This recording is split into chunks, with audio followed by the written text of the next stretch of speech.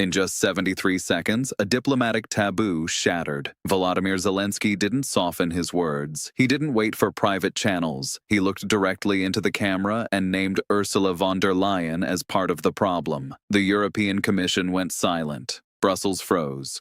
What did the Ukrainian president reveal that made the most powerful woman in Europe suddenly vulnerable? I'm standing in the heart of a geopolitical earthquake that nobody saw coming.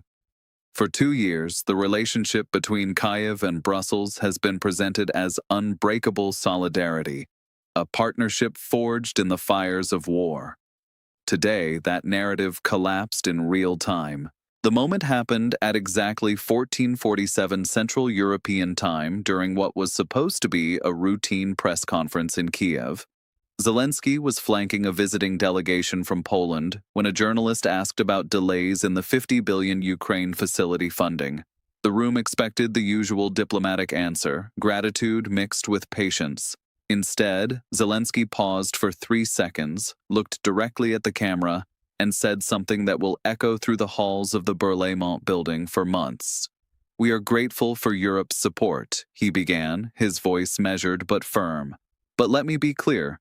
When the Commission President announces aid packages in press conferences, and those same funds arrive 6 months late, or with conditions that were never discussed, that is not partnership.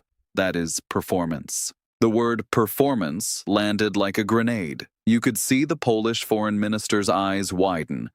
The translators hesitated. Within seconds, the clip was circulating on every political channel in Europe. Zelenskyy had just done the unthinkable. He had publicly called out Ursula von der Leyen not for what she failed to do, but for what she pretended to do. This isn't just about hurt feelings or protocol violations. This is about 18.9 billion in promised military aid that has been stuck in bureaucratic limbo since November 2025. This is about artillery shells that were announced in February but haven't reached the front lines. This is about a Ukrainian army fighting for survival while Brussels issues press releases about solidarity. I've obtained a leaked internal memo from the Ukrainian Ministry of Defense dated February 19, 2026. The document, marked "for official use only," details a timeline of 14 separate aid commitments made by the European Commission between October 2025 and January 2026. Of those 14 commitments, only 3 have been fully delivered. The remaining 11 are listed as pending procedural review or subject to member state approval. One line in the memo is underlined in red. Commission announces before securing council votes. We pay the political cost. This is the explosive reality that Zelenskyy decided to expose. Von der Leyen has been running a sophisticated public relations operation, announcing aid packages at high-profile summits and collecting applause from the international community while the actual delivery mechanisms remain paralyzed by internal EU politics. For Ukraine, this means soldiers on the Eastern Front are rationing ammunition while Brussels celebrates its own generosity. The diplomatic fallout was immediate and severe. Within 90 minutes of Zelenskyy's statement, the European Commission issued a terse response through spokesperson Eric Mammer. The statement avoided mentioning Zelenskyy by name and instead emphasized the complexity of coordinating 27 member states. But the real message was in what they didn't say. There was no denial of the delays. There was no timeline for resolution. There was only bureaucratic language designed to deflect responsibility. Behind closed doors, the reaction was far more visceral. Sources inside the commission tell me that von der Leyen convened an emergency meeting of her cabinet at 16:30. The atmosphere was described as funeral. Senior officials were frantically reviewing every public statement made about Ukraine in the last 6 months, looking for potential contradictions. One advisor reportedly asked, "How do we prove delivery when the member states are blocking everything?" That question reveals the deeper structural crisis that Zelenskyy has exposed. The European Union operates on a system where the Commission proposes, but the Council disposes. Von der Leyen can announce a $50 billion package, but if Hungary blocks it, or if Germany demands conditions, Or if France insists on procurement rules, the money doesn't move. Yet the Commission continues to make grand announcements, knowing full well that implementation is uncertain.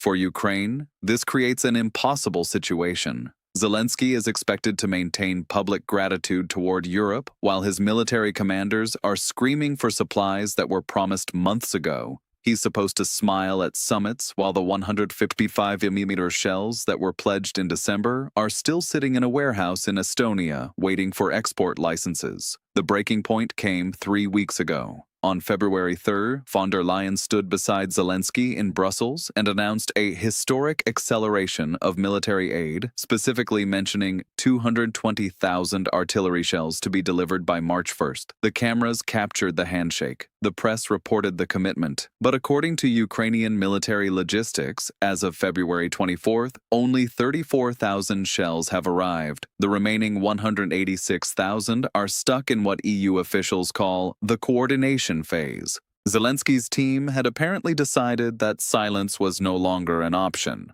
A senior Ukrainian official, speaking on condition of anonymity, told me, "We were asked to play along with the theater. Smile for the cameras, sign the documents, let Brussels claim credit. But our soldiers are dying because the theater doesn't produce bullets." The criticism also extends to the broader pattern of EU behavior. Von der Leyen has built her Ukraine policy around high-visibility moments, surprise visits to Kyiv, emotional speeches about European values, photo opportunities with Zelenskyy in bombed-out cities. Each visit generates headlines and reinforces her image as a wartime leader. But Ukrainian officials have grown increasingly frustrated with what they see as a mismatch between symbolic gestures and practical support. One particularly damaging detail emerged in the aftermath of Zelenskyy's statement. A Ukrainian journalist published a timeline showing that von der Leyen has visited Kyiv 7 times since the start of the full-scale invasion. Each visit was accompanied by major aid announcements. But when cross-referenced with actual delivery data from the Ukrainian Ministry of Defense, the pattern becomes clear. Announcements spike during visits, deliveries lag by an average of 4.7 months. The political implications are staggering. Zelenskyy has effectively accused the president of the European Commission of using Ukraine's suffering as a backdrop for her own political theater.